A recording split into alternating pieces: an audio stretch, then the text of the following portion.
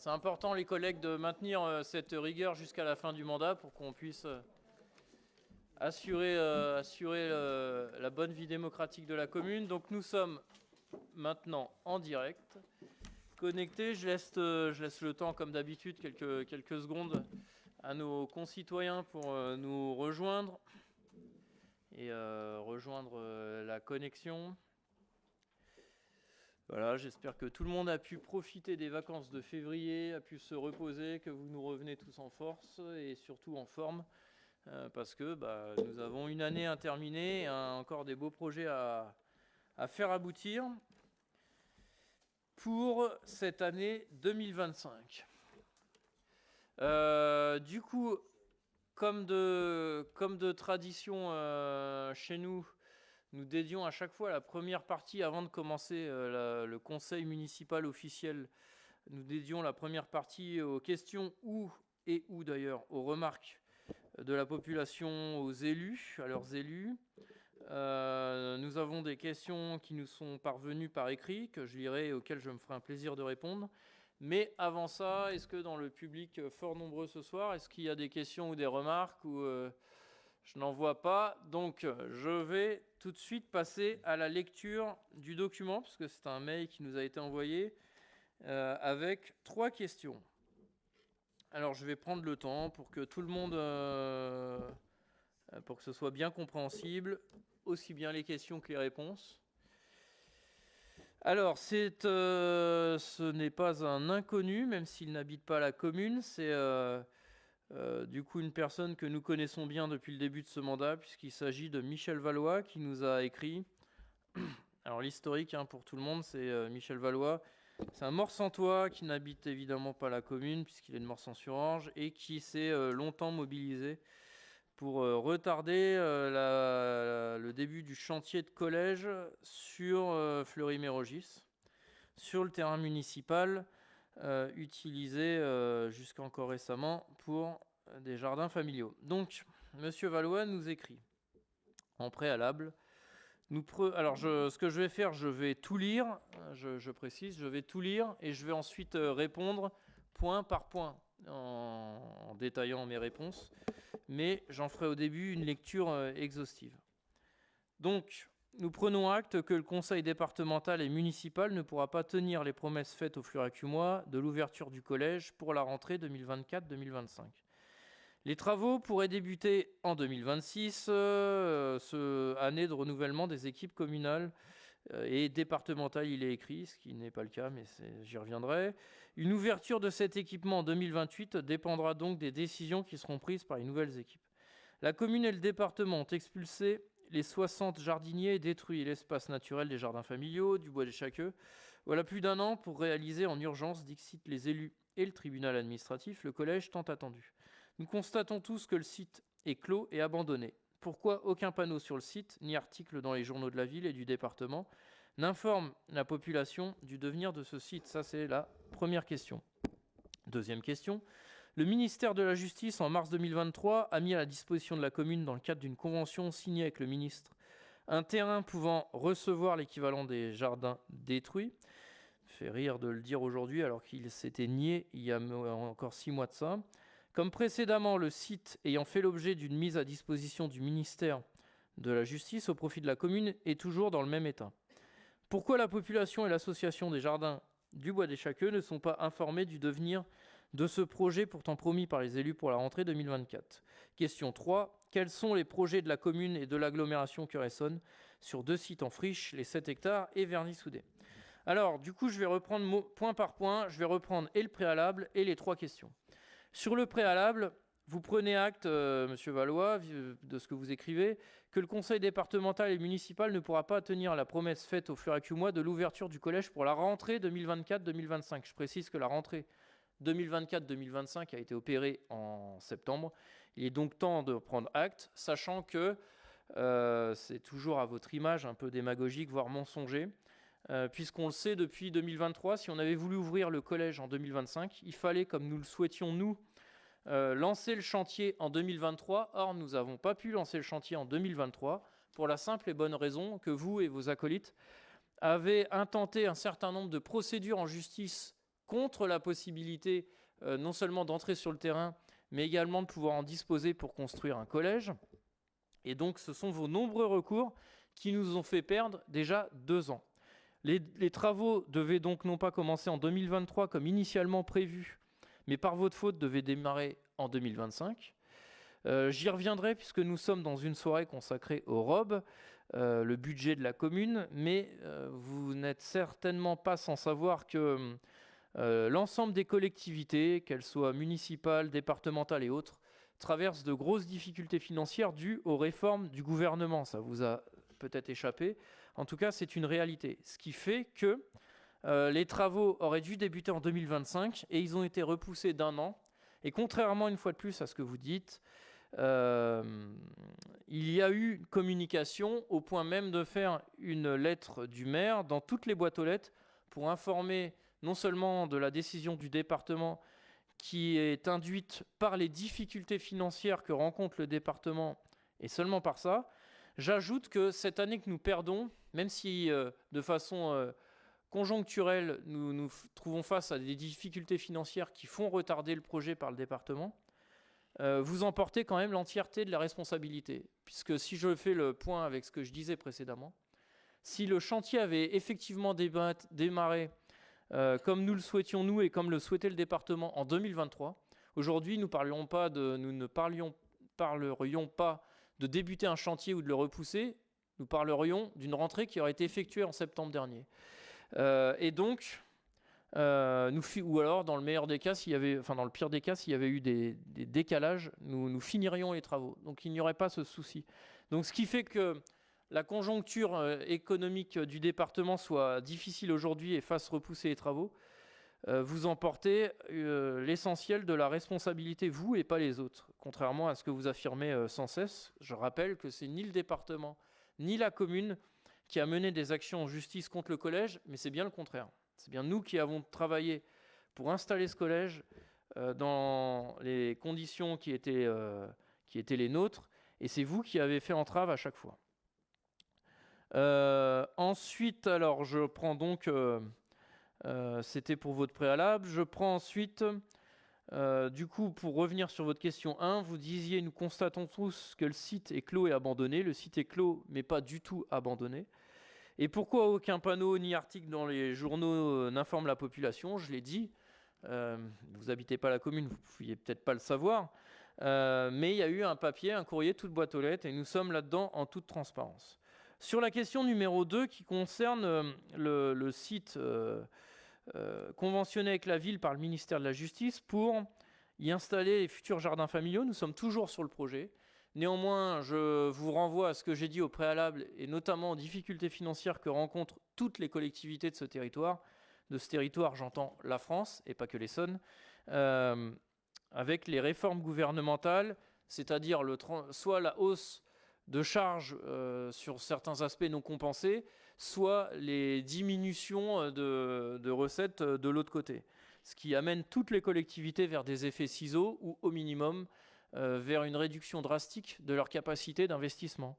Ce qui fait que nous travaillons un projet actuellement, mais que nous sommes pour l'instant financièrement dans l'incapacité de le traduire. D'ailleurs, j'ajoute que lorsque la commune a fait une campagne pour réclamer auprès du gouvernement, pour alerter la population de ces difficultés et réclamer des moyens supplémentaires au gouvernement, vous n'en avez pas été signataire. Que dire d'autre? Oui, dernier point sur cette question numéro 2. Je rappelle que l'association des jardins du Bois des Chaqueux n'a plus d'existence. En tout cas, nous n'en avons pas connaissance puisqu'il n'y a plus de jardins familiaux au Bois des Chaqueux. Si jamais elle existe encore, qu'elle vit, eh ben nous n'en avons pas été informés. Question 3. Quels sont les projets de la commune et de l'agglomération Cœur-Essonne? Alors, je ne sais pas pourquoi, d'un coup, l'agglomération Cœur-Essonne surgit. Je ne comprends pas, mais vous êtes certainement plus au courant que moi. Sur 2 sites en friche, et 7 hectares et Verny-Soudé. Donc, ça concerne la commune de Fleury-Mérogis. Et une fois de plus, nous allons répéter ce que nous répétons depuis 2-3 ans. Mais s'il faut le répéter 10 ans, nous le répéterons 10 ans. Nous l'avons dit, nous l'avons écrit, nous l'avons publié, nous avons tout fait. Mais on va continuer. Et vous pourrez remarquer que contrairement à vous, nous avons une constante. Nous ne changeons pas à 360 degrés en fonction des intérêts du moment. La constante, c'est d'abord de dire que sur le site Verny-Soudé, il n'appartient ni à la commune, ni au département, ni à Cœur et Seine Agglomération, qu'il appartient à un privé. Et en l'occurrence, la propriété privée est sacrée dans ce pays et on ne fait pas ce qu'on veut n'importe comment sur un terrain privé. Et ce n'est pas parce que la commune voterait une délibération qui dirait que ce terrain lui appartient que ce serait le cas. Ça ne fonctionne pas comme ça. Donc, il y a un projet qui va se travailler. Sur ce terrain privé, je vais me mettre en lien, en relation avec les acteurs et les propriétaires de ce terrain privé et nous en ferons une communication à la population quand nous en saurons nous-mêmes un peu plus. Mais ça ne percute pas visiblement sur le fait que le terrain Verny-Soudé est un terrain privé. Ensuite, sur le 7 hectares, pareil, nous avons une constante. Nous rappelons que ce terrain non seulement a fait l'objet d'une pollution illégale, que du coup, comme nous en étions engagés, la ville a porté plainte, a porté cette affaire en justice, qui a permis, avec le temps de la justice, qui est malheureusement toujours trop long, mais c'est pas ça, il n'est pas à notre main, n'empêche que notre plainte contre laquelle face à laquelle vous étiez opposé, a quand même permis aujourd'hui d'instruire un dossier et de mettre un certain nombre de personnes en examen. Si nous ne l'avions pas fait, si nous vous avions écouté, ces mêmes personnes aujourd'hui seraient complètement libres de leurs actes et n'auraient de compte à rendre à personne. Donc le 7 hectares est toujours une affaire en justice qui n'a pas été jugée. Nous avons fait des estimations de dépollution qui précisent, effectivement, ce n'est pas 15 millions, mais c'est quand même 10 millions pour dépolluer le site. Et donc se posent plusieurs questions. D'abord, que va dire la justice de ce site ? Et on verra, une fois que la justice se sera prononcée, ce qu'on en fera. Et ça, nous le disons depuis le début. Et ensuite, une fois que la justice se sera prononcée, et je souhaite qu'elle trouve des coupables, si jamais, comme je le pressens, ces coupables sont insolvables, parce que tout le monde n'a pas 10 millions d'euros sous son oreiller, se posera la question de quel projet, mais surtout, qui paye ? Et à ces deux questions, d'abord, nous avons dit que nous instruirons les choses dans leur temps et pas n'importe comment. Et ensuite, vous-même n'avez jamais apporté la moindre réponse à ces questions. Pourtant, vous prétendez savoir mieux que les autres. Mais voilà. Donc nous, on a une constante. C'est de se dire qu'il y a une affaire, que la justice doit juger et que nous verrons ensuite ce que nous pourrons y faire et surtout qui pourra payer pour faire éventuellement émerger les projets. J'espère avoir répondu à vos questions. Vous pouvez les reposer à chaque conseil municipal si vous le souhaitez. Nous répondrons de la même façon, puisque c'est simple. On a la même ligne directrice depuis le début et nous n'avons pas dévié de ce que nous avions annoncé et indiqué. Voilà ce que je peux dire et je m'adresse cette fois à l'ensemble des Fleuret-Acumois, bien plus concernés par le sujet de collège que vous ne l'êtes vous-même. Sachez, chers concitoyens, chers Fleuret-Acumoises et chers Fleuret-Acumois, que vous pouvez compter sur l'entière détermination de cette majorité municipale pour continuer de travailler sur ce sujet de collège et continuer de le faire aboutir. C'est d'ailleurs dans ce sens que nous avons mis le terrain municipal le plus approprié à disposition immédiate du département. C'est pour avoir un collège le plus rapidement possible, parce que effectivement, nous le redisons encore aujourd'hui, c'est un sujet d'extrême urgence. Chaque matin, pour les enfants de Fleury-Mérogis qui vont soit à Sainte-Geneviève-des-Bois, soit à Bondoufle, qui sont sujets à des bus qui arrivent en retard ou qui ne passent pas, qui sont parfois même susceptibles de rencontrer des actes de violence ou autres, c'est effectivement un sujet d'urgence. Donc, et s'il n'y avait pas eu vos recours, nous serions en train de savourer la fin de chantier. Voilà ce que je peux dire et je réaffirme que nous assumons pleinement le parti pris qui a été le nôtre d'agir pour un collège dans un temps court au service des Fleuret-Acumois. Nous allons maintenant passer à l'appel puisque nous avons répondu aux questions. Olivier Corzani, présent. Roger Perret, présent. Espérance Niary, présente. Rudy Sitcharn donne pouvoir à Espérance Niary. Aïs Fuentes, présent. Yves Guettari, présent. Daniel Moisan, présent. Nordine Medouni, présent. Isabelle Durand, présent. Ghislaine Laruelle, présent. Maria Bernardo donne pouvoir à Daniel Moisan. Annie Marcet, présent. Christian Darras, présent. Martine Goissens, présent. Jeannette Otto, présent. Didier Gaba donne pouvoir à Yves Guettari. Rudy Gastrin donne pouvoir à Nordine Medouni. Laurent Doisselet. Présent.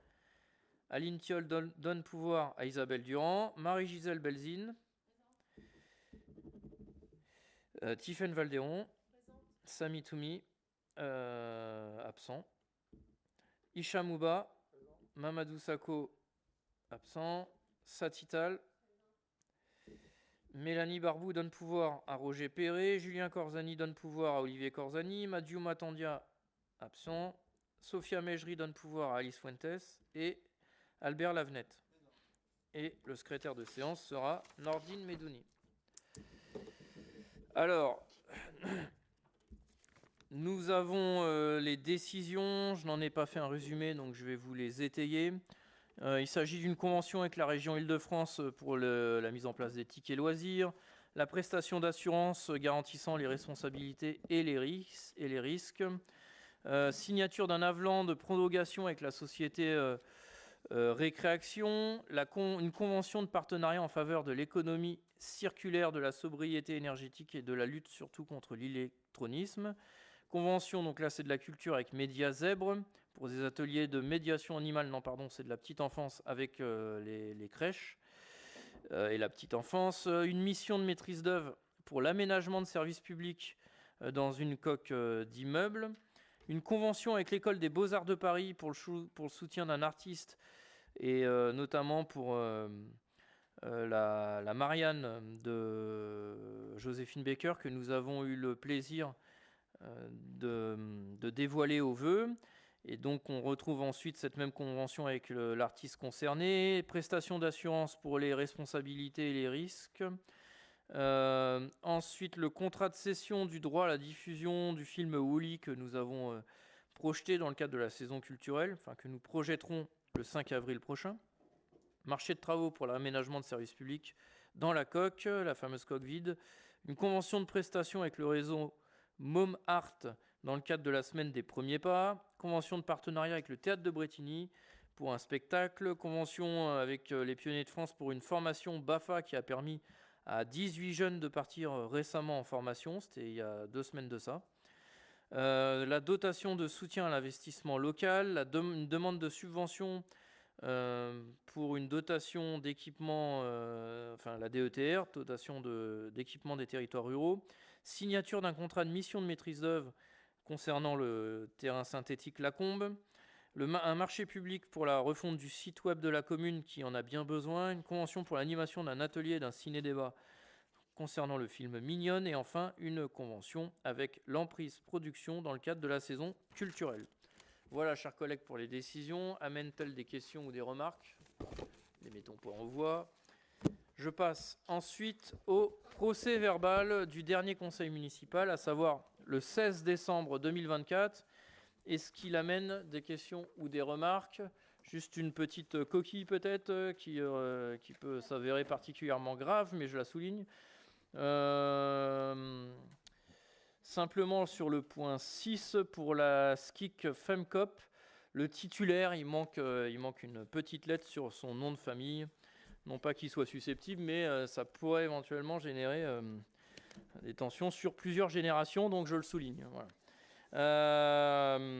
Nous passons, donc c'est un conseil municipal, j'allais dire petit dans le nombre de points, mais quand même dense, notamment sur le premier point, qui est le rapport d'orientation budgétaire, que nous appelions auparavant débat d'orientation budgétaire. C'est maintenant un rapport, et ensuite nous voterons la prise d'acte de ce rapport. Et il... Ah pardon, j'ai pas mis aux voix, c'est vrai. Je me suis emballé sur le nom de famille du point 6. Effectivement, désolé. À part cette coquille, qui vote pour? Voilà.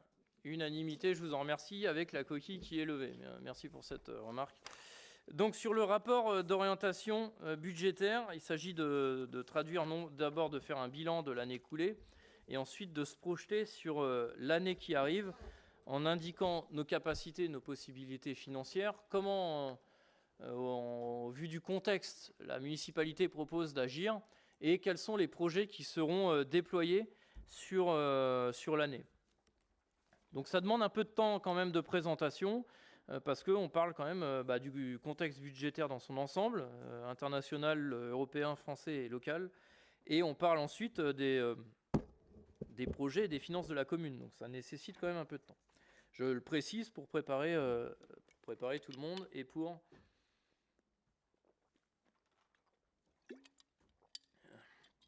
boire le coup d'eau nécessaire. Alors, depuis le début, et on est sur un mandat, enfin on est sur une année un peu particulière puisqu'il s'agit de la dernière année complète de mandat. Ensuite, nous serons sur quelques mois, mais là c'est la dernière année complète, donc on revient aussi un petit peu rapidement sur le début du mandat. Et on rappelle dans ce ROB 2025 que depuis le début du mandat, nous avons fait des choix et engagé des choix raisonnés pour contenir au mieux les dépenses de fonctionnement et surtout se doter de capacités, enfin aller chercher de nouvelles recettes pour se doter de capacités d'investissement.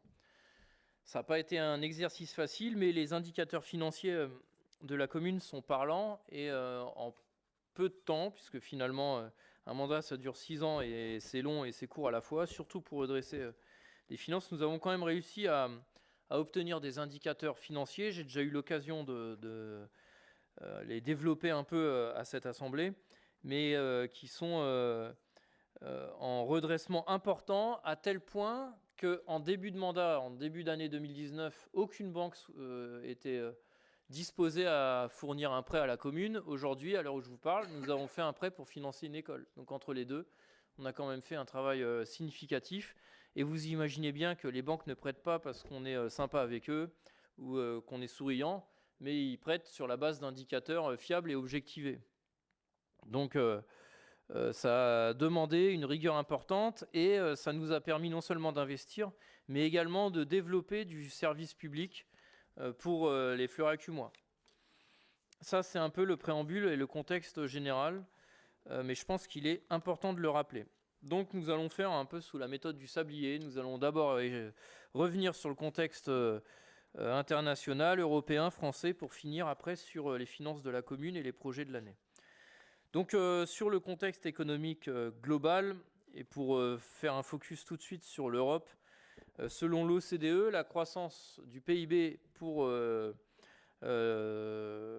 l'année qui vient serait inférieure à 2024. Elle devrait se limiter, inférieure à 2024, inférieure à 1% en 2024. La croissance de la zone euro devrait se limiter à elle est estimée à 1,3% pour 2025 et était donc inférieure à 1% en 2024. Donc ça, c'est un chiffre qui résume un peu un contexte complexe et global. Mais pour venir vite sur la situation économique de la France, les perspectives de la France en 2025, qui en septembre 24 était assez proche de la moyenne de la zone euro avec un taux de croissance à l'époque, en septembre 24, était estimé à 1,1% voire 1,2%, ont récemment été revus à la baisse par la Banque de France, donc pour l'année 25, et pour s'établir en prévision à 0,9%. Ces 0,3% de décalage paraissent rien, mais à l'échelle du budget de l'État, c'est énorme. Et ça va nous amener dans une situation qu'on va voir et les difficultés que j'évoquais tout à l'heure en préambule du Conseil municipal. À l'instar de la zone euro, la désinflation devrait se poursuivre sur le territoire national, et ce, malgré la légère remontée en fin d'année 24. Au global, en moyenne annuelle, elle devrait s'établir à 2,3% en 2024 et à 1,7% en 2025. Donc on a une inflation qui diminue. Concernant le déficit public, celui-ci a connu une nouvelle dégradation. Après 4,7% de déficit public en 2022, le creusement de ce déficit en 2023 atteint 5,5, alors qu'à l'époque il était attendu 4,4, et devrait s'établir pour l'année 2024 à 6,1, alors qu'il était prévu 5,5%. Donc c'est des écarts extrêmement importants qui ont été estimés par le ministre de l'économie de l'époque, qui donne des leçons à tout le monde sur la bonne gestion, mais qui a été constamment, lui, dans des mauvaises estimations des recettes et de l'estimation du déficit national. Donc lui, Il enseigne à Lausanne maintenant, tranquillement. Mais il laisse le pays dans une situation quand même relativement exsangue. Et ce n'est pas sans influence sur les collectivités territoriales, je n'aurai pas assez de le répéter. Depuis le 19 juin 2024, la France est entrée en procédure pour déficit public excessif auprès du Conseil de l'Union européenne. Donc la France, en octobre 24, a présenté au Conseil de l'Union son plan budgétaire et structurel à moyen terme, c'est-à-dire qui s'étale jusqu'à 2028, avec l'objectif de réduction annuelle de 0,5% par an du déficit public et auquel les collectivités locales sont toutes appelées à contribuer et à contribuer plus que généreusement, ce qui est une profonde injustice. L'actuel gouvernement, lui, prévoit du coup de contenir le déficit public à 5,4% du PIB annuel, contre 5% prévu par le précédent gouvernement qui a fait l'objet d'une motion de censure. Donc l'effort budgétaire annoncé par le ministre de l'économie sera de l'ordre du coup de 50 milliards d'euros contre 60 milliards précédemment. Et donc la France dépassera les 3% du déficit autorisé par l'Union européenne.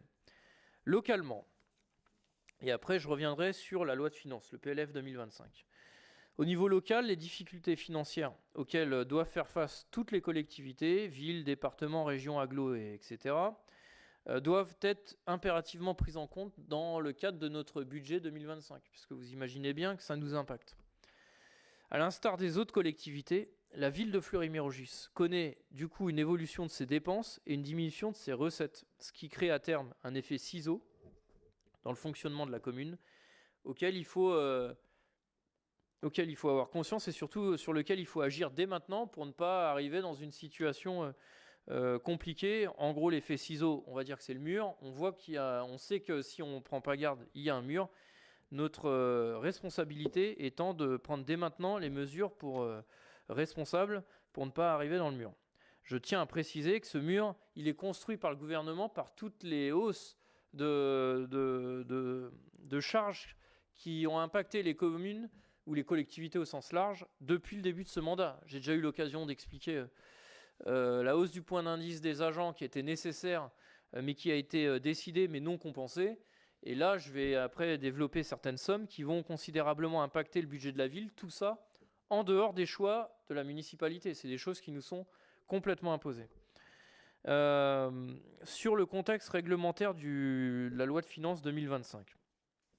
Le PLF 2025 ou projet de loi de finances, du coup emmené par le Premier ministre François Bayrou, a été adopté à l'Assemblée nationale le 5 février dernier, en ayant engagé la responsabilité du gouvernement, c'est-à-dire en ayant utilisé le 49.3.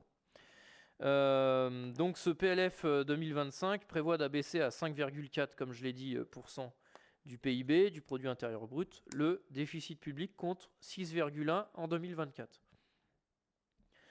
Du coup, pour arriver à ces 5,4%, le gouvernement Bayrou requiert des collectivités un effort budgétaire particulièrement important, qui se traduit par environ 2,2 milliards d'euros d'efforts budgétaires pour les collectivités.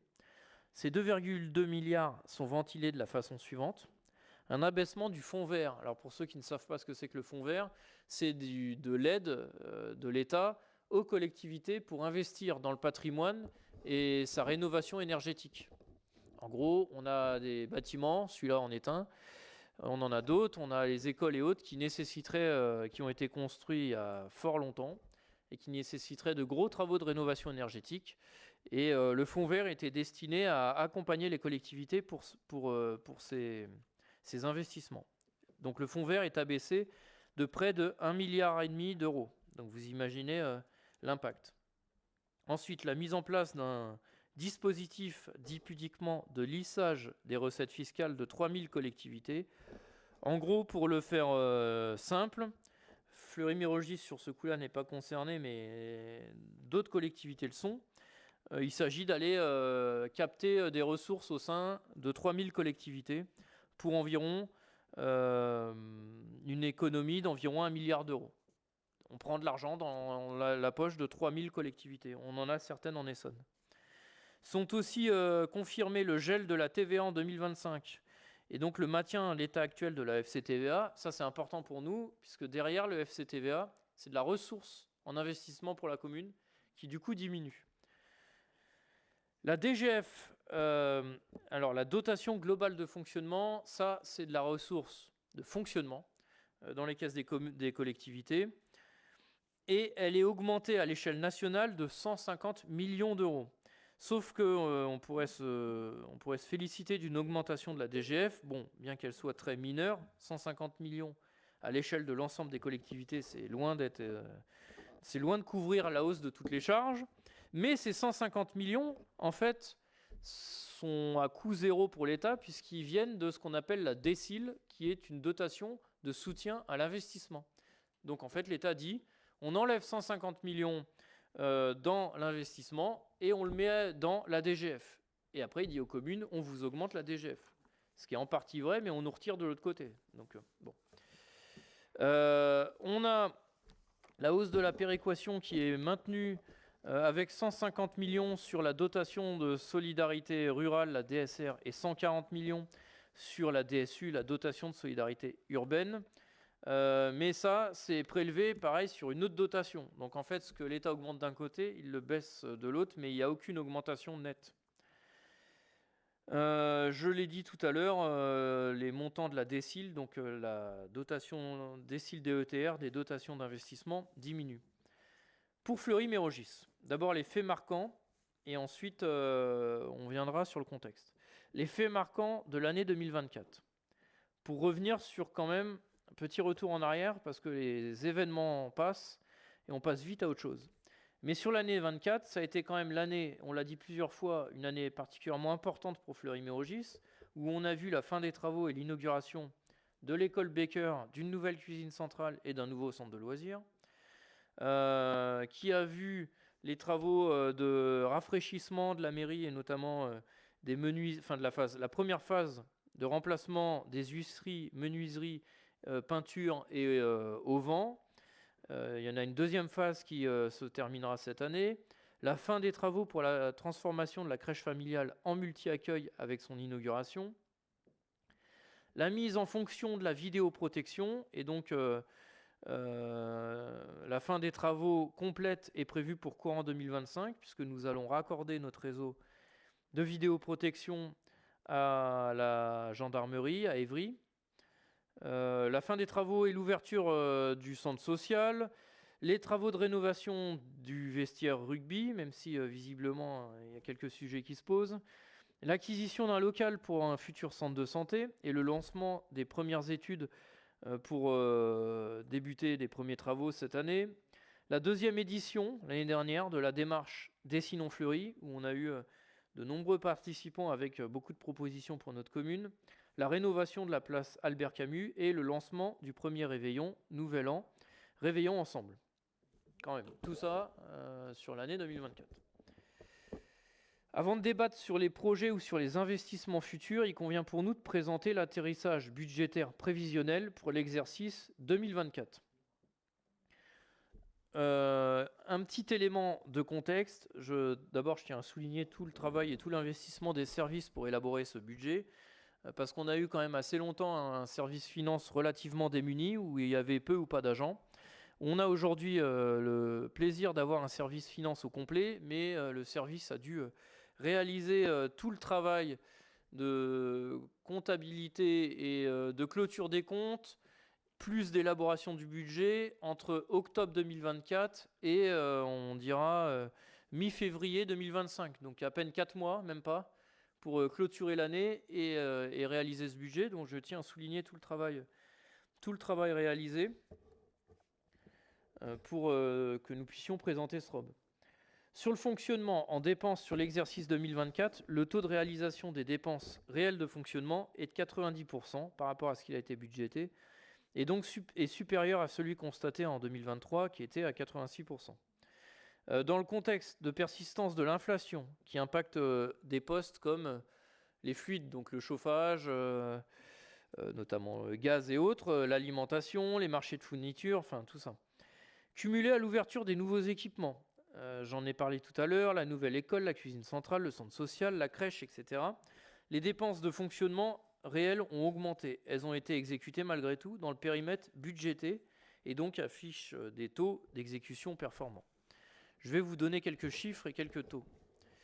Sur les dépenses de fonctionnement, l'évolution des dépenses de fonctionnement 2023 à 2024. Je reviens sur les budgets votés en 2024, le ROB voté en 2024 et son taux de réalisation. Donc le 0,11 qui comprend les charges à caractère général, nous avions voté à 4 885 000, je vous fais grâce du reste. Il a été réalisé à 92%, soit engagé 4 millions, quasiment 4 500 000. Le 0,12 qui comprend les charges de personnel, nous avions voté 12 605 000 euros et nous l'avons réalisé à 91%, soit 11 500 000. Les autres charges de gestion courante, le chapitre 65, nous avions voté 590 000 et il a été réalisé à 97% pour 578 000 euros. Les charges financières, elles, sont réalisées à 99% puisqu'il s'agit de l'emprunt, 530 000 et 530 000 votés réalisés à 529 000. Je vous fais grâce des opérations d'ordre de transfert entre sections, des virements de section à section. Je reviens sur les chiffres les plus marquants du budget. Ça va ? Vous arrivez à... En recettes, du coup, le taux de réalisation est lui de 102% sur les recettes réelles de fonctionnement. Donc on a été un peu au-delà de ce que nous avions prévu, c'est bien pour les recettes, avec 19 100 000 euros de réalisés en 2024 contre 18,7 en 2023. Malgré tout, il faut considérer que cette relative évolution intègre la prise en compte d'une partie de certaines recettes de 2023 et que nous avons encaissées en 2024, notamment sur le chapitre 13 et 70, pour un certain nombre de remboursements d'avoirs de fournisseurs d'énergie. L'évolution des recettes en fonctionnement en 2023-2024, pareil, je vais revenir sur les principaux chapitres et leur taux de réalisation. Donc sur le produit des services, nous sommes à 949 000 euros, avec un taux de réalisation à 80%, soit 760 000 euros, dont beaucoup sur le dernier trimestre 2024. Les impôts et taxes et la fiscalité locale, chacun impôts et taxes pour 5 millions 2 réalisés à 101% pour 5 271 et fiscalité locale pour 6 millions 8 réalisés à 94% à 6 millions 4. Le chapitre 74, les dotations et participations pour 5 365 réalisés, mandatés à 114% pour 6 100 000 et ensuite sur le chapitre 75, les autres produits de gestion courante, 68 000 euros budgétés, réalisés à 238%, mais c'est parce qu'on est aussi dans une année de changement de nomenclature. Vous vous rappelez de la fameuse M14. Et donc on a certaines sommes qu'on retrouvait avant ailleurs et qu'on retrouve des fois dans ces chapitres. Ce qui sera intéressant de comparer, ce sera les budgets 25 et 26, puisque là on sera sur les mêmes nomenclatures, donc on pourra comparer à peu près les mêmes choses. Il y a parfois là des écarts. Sur l'investissement après le fonctionnement, les dépenses d'investissement pour l'année 2024 diminuent puisque les plus gros investissements ont eu lieu en 2023, le lancement du chantier de l'école, etc. Et qu'en 2024, d'ailleurs c'est le plus gros chantier, l'école, 2024 a plutôt consisté à terminer le chantier de l'école. Mais le gros du chantier s'est réalisé en 2023. Donc on a une année 2024 qui redescend en termes d'investissement. Je dis redescend, on est quand même à une enveloppe de près de 10,5 millions contre 13 millions l'année précédente. Donc 10,5 millions en 2024. Crédits qui ont été consacrés à l'achèvement des travaux de l'établissement scolaire Joséphine Baker, de la cuisine centrale, pour 5 millions d'euros, de la crèche Lucie Aubrac pour 860 000 euros, du local ASVP pour plus de 460 000 euros et du développement de la vidéoprotection pour 1 100 000 euros. Sur les dépenses d'investissement, j'en ai noté deux principales. Le chapitre 21, les immobilisations corporelles de 12 300 000, mandatées à 75%, soit 9 millions 3, Et l'emprunt dette et assimilé, celui-là, on sait l'estimer, donc on le réalise en général à 99%, puisqu'il est fixé. Et donc il était prévu 757 000 euros. On parle bien de l'investissement, donc du capital, et mandaté 754 000 euros. Sur les recettes, on constate, ça c'est un sujet pour nos services, un faible taux de réalisation à 40%. Il y a plusieurs facteurs qui expliquent ça. Il y a d'abord les vacances de poste de janvier à octobre. J'en ai parlé à la direction des finances. Janvier-octobre, c'est quand même les 3/4 de l'année, qui n'ont pas permis un travail assez rigoureux et un suivi assez régulier. Malgré ça, on a engagé ce travail un peu tardivement au cours du dernier trimestre 24, mais on a quand même engrangé un certain nombre de recettes qui restent bien insuffisantes. Ces recettes qui n'apparaissent pas du coup apparaîtront, elles sont reportées, et donc comme elles sont reportées, c'est ce qu'on appelle les restes à réaliser, les rares, au BP 2025, et elles représentent tout de même un montant global de 4,2 millions. Sur l'évolution des recettes d'investissement, donc sur les subventions d'investissement, sur budget 24, nous sommes à 3 millions quasiment 9, 3 873 000 euros. Et donc là, sur ces 3 millions, on a un réalisé à 29% pour 1 million 100. Donc là, on a une marge de progrès. Ensuite, sur les dotations, fonds divers et réserves, 3 188 000, avec un taux réalisé à 62,5%, soit rentrée 1 million 9. Donc là encore, on a une marge de progression importante. Ce qui nous fait un total de dépenses d'investissement à 13 millions 6, avec un mandaté à 40%, donc à 5 millions 4. Et donc on revient à ce que je disais, c'est de gagner en rigueur là-dessus pour éviter, en tout cas limiter autant que faire se peut les restes à réaliser, les rares. Sur la balance budgétaire 2024 et sous réserve du résultat définitif, nous avons les grosses tendances et nous ne sommes pas inquiets sur le fait que nous n'aurons pas de mauvaises surprises sur les grosses tendances, mais tout ça sera consolidé complètement lors du BP, donc du budget primitif, que nous voterons en avril dans un mois. En fonctionnement, le solde positif s'élève à 6,5 millions, ou 6 562 169,56 euros.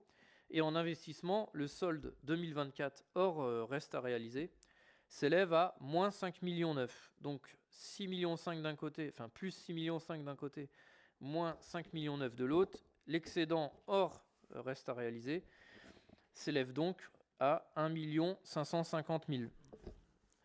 Donc on a un excédent à 1 550 000. Les rares en investissement s'élèvent à 1 552 000 et en dépenses et 4 millions 2 en recettes. Donc équivalent à un solde positif à 2 millions 7, 2 688 pour être précis. Au total, le résultat de la section d'investissement présente un solde négatif, un besoin de financement à 2 millions 3. Ce 2 millions 3, c'est les 5 millions 009 moins les 2 688 000. Si on fait l'addition, la soustraction de tout ça pour calculer notre autofinancement, ça nous amène à 6 562 000 d'excédent de fonctionnement, moins 2 320 000 de besoin de financement, et ça nous donne un autofinancement à 4 241 297,81 euros. Donc, comme je le disais précédemment, la reprise du résultat n'étant pas entièrement consolidée, elle sera présentée au conseil municipal du mois d'avril pour le vote du BP 2025. Nous passons maintenant, du coup, aux objectifs 2025. D'abord, nous agissons dans une continuité, donc il n'est pas question de rupture forte ou profonde, au contraire. Je rappelle que nous agissons dans un environnement budgétaire particulièrement tendu, j'y reviendrai après, notamment sur des sommes importantes qui vont impacter considérablement notre fonctionnement.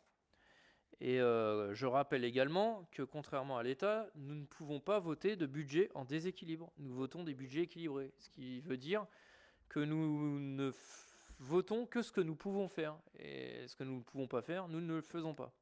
Ça paraît du bon sens, mais d'abord, ça veut dire, et là je m'adresse à tous nos concitoyens, qu'on ne peut pas tout faire d'un coup, sinon on avait des moyens illimités, on le ferait. mais ce n'est pas le cas, qu'on ne peut faire que ce pourquoi nous avons les moyens, et pas plus, et qu'en plus nous avons un contexte qui va peser lourdement sur les finances de la commune, comme de toutes les collectivités, mais Fleury-Mérogis n'est pas un îlot de bonheur au milieu d'un océan de difficultés. Donc cette volonté de continuité dans nos projets va se traduire à travers les objectifs suivants: la poursuite de la maîtrise des dépenses et de l'optimisation des recettes, et je pourrais le répéter même 4 fois, et de l'optimisation des recettes et de l'optimisation des recettes, afin de pérenniser l'autofinancement ainsi que les actions de sobriété énergétique qui sont également indispensables pour répondre aux défis environnementaux. La poursuite de la réalisation du programme d'investissement en matière de services et d'équipements pour les Fleury-Acumois. C'est un mandat où nous avons eu un programme d'investissement soutenu et important. Poursuivre à travailler à dégager les moyens pour continuer d'agir, pour améliorer le cadre de vie, la tranquillité et la lutte contre les incivilités qui nous coûtent bien cher. Et renforcer l'organisation des services municipaux pour favoriser l'efficacité de l'action publique de proximité et surtout permettre leur pérennité. Donc concernant les orientations budgétaires 2025, comme je l'ai dit, nous souhaitons poursuivre les engagements de la mandature en matière de services et d'équipements à développer et donner corps également aux actions et projets qui se sont exprimés dans le cadre de notre grosse expérience de démocratie locale, Dessinons Fleury, deuxième version en 2024, où un certain nombre d'idées ont émergé et où nous nous sommes engagés à en traduire dès cette année et à ne pas attendre. Mais en disant ça, je rappelle qu'il ne serait pas responsable d'ignorer le contexte inflationniste tel que je vous l'ai présenté précédemment. Il est donc à prévoir que l'année 2025 sera impactée par l'augmentation des charges d'une part, en dehors des choix faits par l'équipe municipale, mais également par une réduction des recettes, là encore indépendamment de nos choix. Celles de l'État, mais les recettes également des collectivités partenaires, départements et régions notamment, ce qui, par exemple, a amené au décalage du projet de collège pour une année, qui sont également touchés par ce contexte budgétaire national. Si jamais tout le monde n'était pas au courant de cette situation, j'espère que c'est maintenant le cas. Et donc ça amène les collectivités à reporter un certain nombre de projets. D'autant plus, j'insiste là-dessus, que l'équipe municipale, la municipalité, n'augmentera pas les taux de fiscalité locale ni en 2025, ni en 2026. C'est un engagement que nous avions pris, c'est un engagement que nous tenons. Et en disant ça, j'engage l'équipe municipale sur cet exercice et sur le prochain. Les orientations budgétaires 2025 traduisent donc cette double préoccupation d'affirmer des choix et des projets ambitieux et au service des Fleury-Acumois, mais évidemment tout en préservant sur le long terme un équilibre budgétaire par des efforts de gestion rigoureux. Alors, concrètement pour cette année, les principaux investissements vont consister à donner la priorité à l'éducation, à l'enfance et au sport. Il est prévu dans notre programme d'investissement de dédier une enveloppe supplémentaire de 100 000 € aux écoles qui en ont bien besoin. Et si nous avions beaucoup plus de moyens, nous ferions beaucoup plus pour des écoles qui commencent sérieusement à vieillir depuis plus de 50 ans. Concernant les écoles également, nous prévoyons une enveloppe, alors c'est une enveloppe globale de 212 000 €, mais qui sera phasée sur 2 à 3 ans, pour l'équipement en vidéoprojection sur les écoles élémentaires de la commune, puisqu'on a un certain nombre d'écoles qui n'ont pas de vidéoprojecteur. Et donc on prévoit déjà pour cette année un investissement pour tous les CM de la commune, CM1, CM2. Renforçant les équipements de libre accès, les jeux pour les enfants, puisqu'il est prévu cette année dans notre projet d'investissement 2025 de créer 2 nouvelles aires de jeux au village notamment, qui en a été peu pourvu jusqu'à récemment. De consacrer des crédits à la pratique sportive et à l'entretien des équipements, et notamment de remplacer le terrain synthétique Lacombe, qui est au bout de ce qu'il peut donner, c'est le terrain synthétique foot librement accessible, pour une enveloppe estimée à 650 000 €. Donc ce sera l'un des projets, ce sera le projet majeur de cette année en termes d'enveloppe budgétaire. Nous travaillons aussi à promouvoir toutes les formes de solidarité, de lien social, et notamment en portant un projet de maison France Service pour essayer d'agir et d'améliorer l'accès aux droits des habitants des Fleurs-Acumois. Et donc la création de cet équipement implique la participation de la commune, et donc cette participation est estimée à environ 70 000 € annuels. Alors on peut toujours avoir quelques réserves sur l'idée que l'État se désengage de ses missions et de sa proximité avec les habitants et finalement transfère sur les communes certaines de ses responsabilités. C'est tout à fait vrai. Je pense qu'il ne faut pas oublier de le dire et de le dénoncer. Néanmoins, si on peut se saisir d'un outil qui peut un tant soit peu être utile aux Fleurs-Acumois, on pense qu'il faut le faire. Mais je pense qu'il ne faut pas oublier effectivement de rappeler l'État à ses missions et à ses responsabilités. Ensuite, en développant les activités du centre social, donc là on est sur la première année où on va pouvoir avoir une année pleine d'activités, et visiblement il suscite un certain enthousiasme, une certaine dynamique, et on voit qu'il y a beaucoup de vie autour de cet équipement. En poursuivant également le projet de centre de santé, donc c'est un projet important. Je ne dis pas qu'on arrivera au bout de ce projet cette année, je dis par contre qu'on avance fortement sur ce sujet et qu'on va déjà dédier une première tranche de travaux pour cette année, estimée à 350 000 €, qui nous permettra d'engager une première phase de travaux pour le futur centre de santé des Fleurs-Acumois. Sur le fonctionnement, l'hypothèse du BP 2025 prévoit en fonctionnement une légère baisse des recettes de fonctionnement. En tout cas, nous, on estime à environ 250 000 € en moins par rapport au réalisé 2024. Je vais les développer par chapitre, ils sont importants et ils engagent des sommes importantes. 950 000 €, c'est le produit des services au chapitre 70. Le produit des services, c'est toutes les activités qui sont payantes, que ce soit cantine, centre de loisirs ou autre. Soit nous postulons sur une augmentation de plus 190 000 € par rapport au réalisé 2024. C'est une estimation prudente, les objectifs vont au-delà de ça, bien au-delà même, mais on est dans une estimation prudente. 5 millions d'euros au chapitre 73, qui sont les dotations et attributions. Donc là, on est dans un budget, pour comprendre le contexte global, on a le budget l'Europe qu'on présente et ensuite le budget qu'on votera en avril sont élaborés sur une base extrêmement prudentielle. C'est-à-dire que dans les recettes, on postule sur 0% d'évolution des recettes. On proposera au conseil municipal de voter les recettes de l'année précédente à l'identique. Comme ça, si on a des bonnes surprises, tant mieux. Mais on ne veut pas prendre de risques sur des hypothèses face à une situation qui est plus que fluctuante.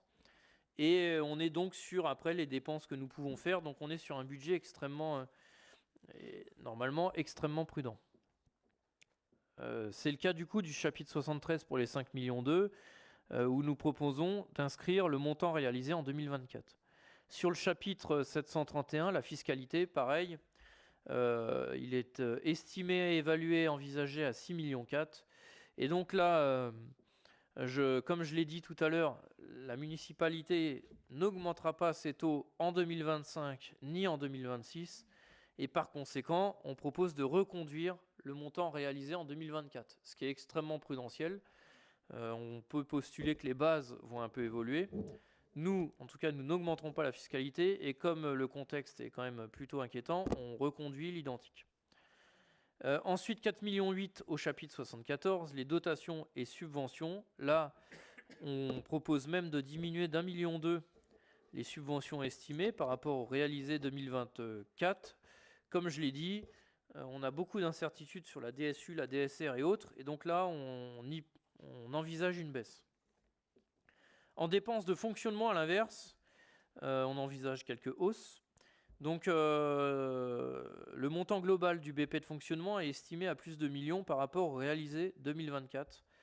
Alors, ces 2 millions de hausse se traduisent de la façon suivante. Nous avons un chapitre 11.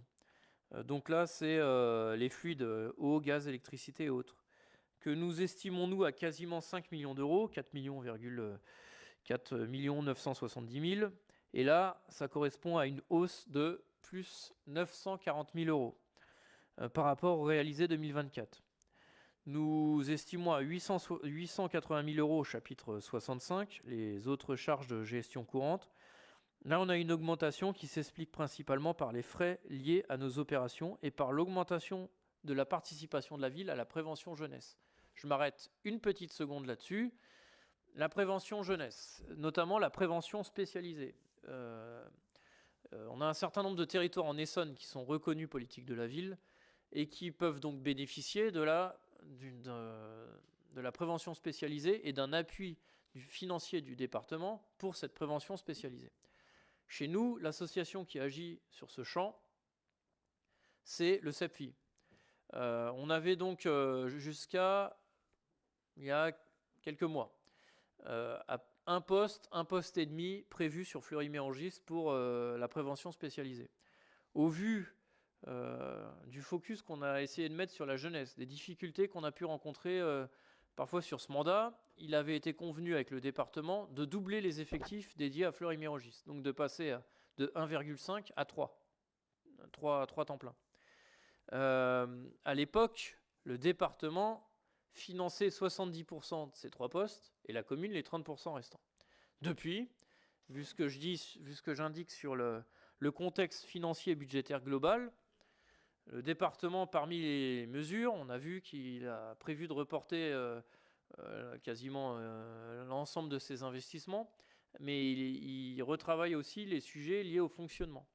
Et donc sa participation sur la prévention spécialisée n'est plus de 70%, mais de 50%. Ce qui peut représenter pour la commune une augmentation de près de 60, 70, 80, entre 60 et 80 000 euros. Donc c'est beaucoup.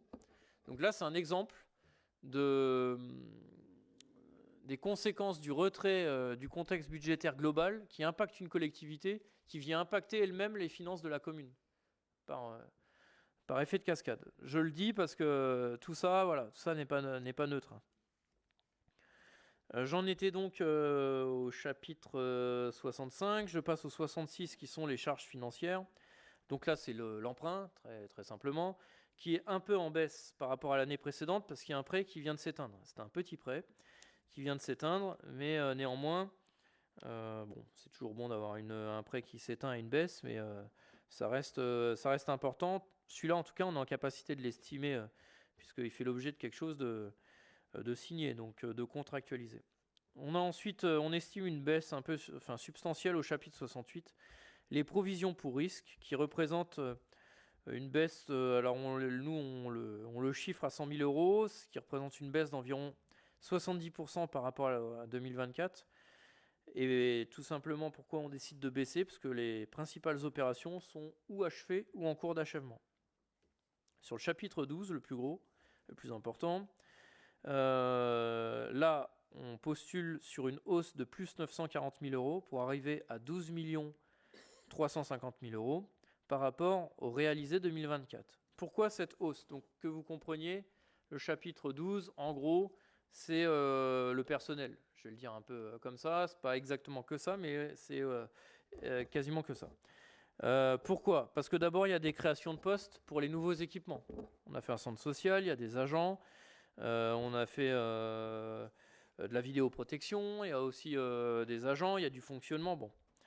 Il y a la prise en compte en année pleine de l'augmentation de 2% du SMIC, intervenue au 1er novembre 2024, la participation à la prévoyance santé obligatoire à compter de 2025, ce qu'on appelle le GVT, le glissement vieillesse technicité, qui est l'évolution normale des carrières, et ça je vais y prendre quelques instants, l'augmentation attendue sur les taux de cotisation à la CNRACL. Donc la CNRACL, c'est la caisse de retraite des fonctionnaires.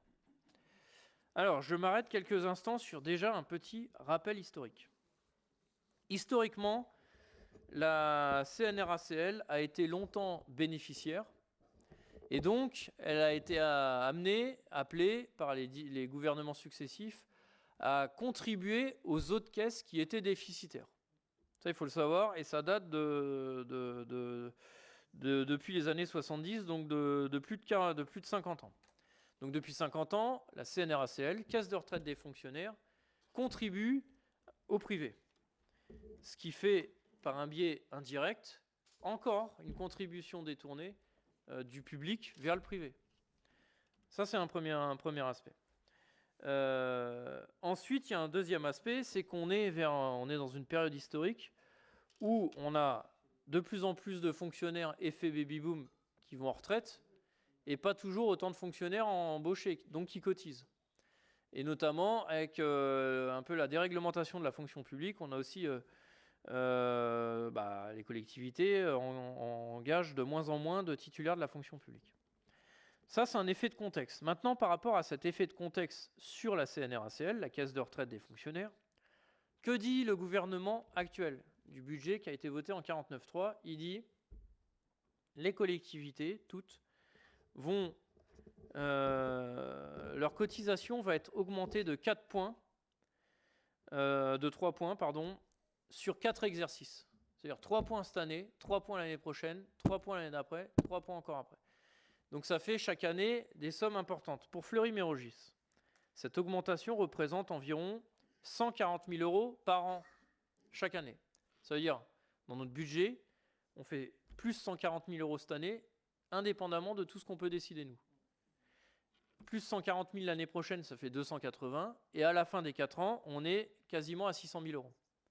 C'est-à-dire que le budget de la commune va être impacté sur 4 ans à 600 000 euros, indépendamment de tous les choix qu'on peut faire nous. Et ça, pour combler une caisse qui elle-même vient combler la caisse de retraite du privé. Donc j'insiste sur tout ça, sur la profonde injustice, surtout. Et là, tous les maires, présidents d'agglo, enfin tous les exécutifs, que ce soit conseillers municipaux, départementaux, régionaux, tout ce que vous voulez, sont forcément vent debout, surtout quand on entend ce qu'on entend dans les médias, où parfois il est dit que la dépense, le déficit de l'État, c'est les collectivités qui en sont les principales responsables, etc. C'est profondément injuste, parce qu'on vote des budgets à l'équilibre, parce que l'endettement lié à l'investissement n'a pas bougé depuis 30 ans, il est resté stable au même niveau, voire a un peu diminué, et parce que indirectement, les collectivités, la fonction publique viennent en fait combler des trous du privé. Donc c'est un contexte particulièrement injuste, mais par contre particulièrement pesant. 600 000 euros sur 4 ans sur le budget de la commune, indépendamment du reste, c'est pas neutre. Je le répète et j'insiste particulièrement là-dessus. Et j'invite mes collègues, quand ils sont sollicités, on peut lister de façon exhaustive tout ce qu'il y a à faire dans la ville. Il y en a pour 150 millions d'euros. Si on les avait, on le ferait demain. Néanmoins, toutes les hausses budgétaires, enfin on gère notre budget, on dit parfois en bon père de famille. On a un début, une fin, et on gère ce qu'on peut faire. On ne peut pas aller au-delà. On essaie de faire au mieux, mais il y a aussi un contexte qui ne dépend pas que de notre volonté. Voilà ce que je peux dire. Je termine pour dire que la ponction opérée sur les finances du coût de la caisse de retraite des fonctionnaires, la CNRACL, depuis les années 70, quand même, on est sur une somme qui avoisine les 100 milliards d'euros. Donc voilà, on ne peut pas dire que les collectivités ou les fonctionnaires ne contribuent pas à l'effort national, bien au contraire. Sur la structure des effectifs de la commune, au 31/12/2024, la ville comptait 337 agents, dont 155 titulaires, 121 contractuels permanents, 7 contractuels occasionnels, 34 horaires et 20 agents en activité accessoire. Alors après, on a sous les yeux, nous, un détail des titulaires, etc., etc. Je vous fais grâce du détail. Je vais vous revenir sur plutôt les grosses masses.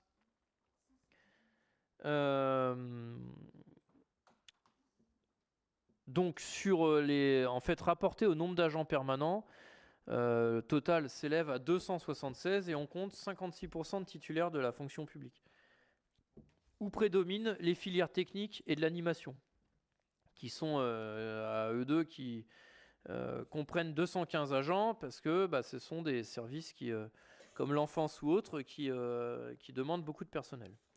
Sur la répartition par catégorie et par genre, la ville compte 17 catégories A, 3 hommes et 14 femmes, 59 catégories B, 22 hommes, 37 femmes, et 200 catégories C, 62 hommes et 138 femmes, soit un total de 87 hommes et 189 femmes. Donc vous l'avez compris que les femmes représentent 73% de nos effectifs, quasiment les 3/4.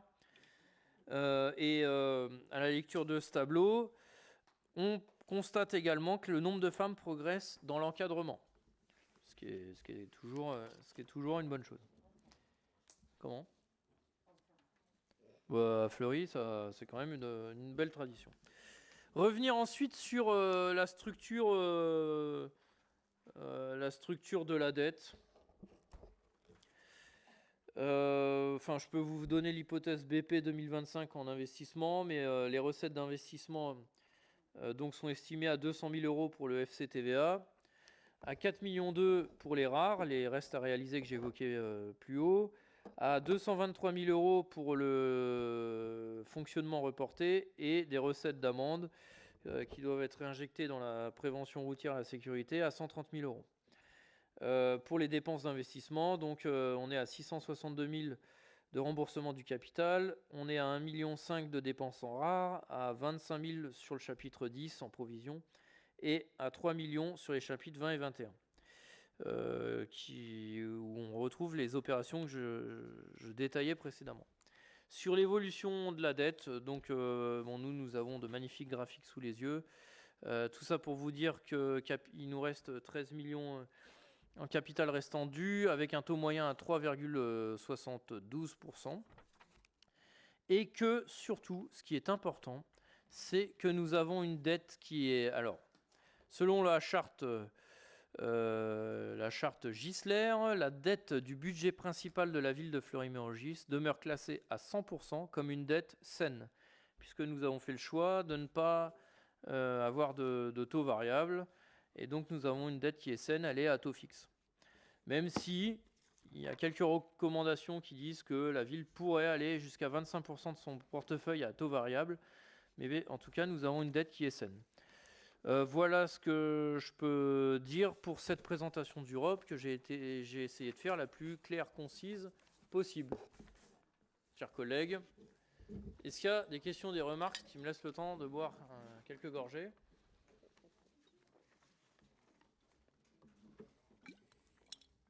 Donc je vous propose, suite à cette présentation, de prendre acte du rapport d'orientation budgétaire. Bien, qui vote pour ? Unanimité, je vous en remercie. Il nous reste maintenant 3 délibérations qui vont aller beaucoup plus vite. La délibération numéro 2, c'est l'acquisition à l'euro symbolique des voiries achevées sur la ZAC des radars. Pour mémoire, la ZAC des radars est une ZAC qui a commencé en 1985 par la ville de Grigny et qui s'est étendue en 1986 par la ville de Fleury-Mérogis. Donc c'est la zone située au nord de la commune, derrière la maison d'arrêt, derrière la prison, pardon. Cette ZAC, il a été mis fin à cette ZAC en 2020. Et une fois que cette ZAC a pris officiellement fin, les voiries ont donc été rétrocédées. Comme c'est Grigny qui avait lancé avec la préfecture de l'époque la ZAC, les voies ont été rétrocédées à Grigny. Mais c'est des voies qui sont sur le territoire de Fleury-Mérogis. Donc aujourd'hui, la ville de Grigny rétrocède à Fleury-Mérogis, à l'euro symbolique, les voiries publiques. Et donc il va nous être demandé d'approuver cette acquisition, puisque ça a déjà été voté par le conseil municipal de Grigny, et d'autoriser le maire à signer tous les documents nécessaires pour cette rétrocession. Et dans un futur conseil municipal, nous rétrocéderons à notre tour les voiries à Cœur-Esson-Aglo, puisque c'est Cœur-Esson-Aglo, dans notre agglo, qui a la compétence des voiries. Voilà ce que je peux dire. Donc il s'agit de quelque chose de très technique, sans enjeu majeur, avec des petites subtilités que nous saurons travailler entre les deux. Bien. Est-ce que ça prête pas particulièrement de questions, de remarques ? Je propose de mettre aux voix. Qui vote pour ? Unanimité, chers collègues, je vous en remercie. Il nous en reste 2. Le retrait de la délibération que nous avions pris le 18 novembre 2024, qui consistait à soumettre les divisions foncières au régime de la déclaration préalable. le législateur, et notamment, alors nous avons un retour de préfecture qui nous demande donc de retirer cette délibération. Il va donc falloir que nous votions son retrait.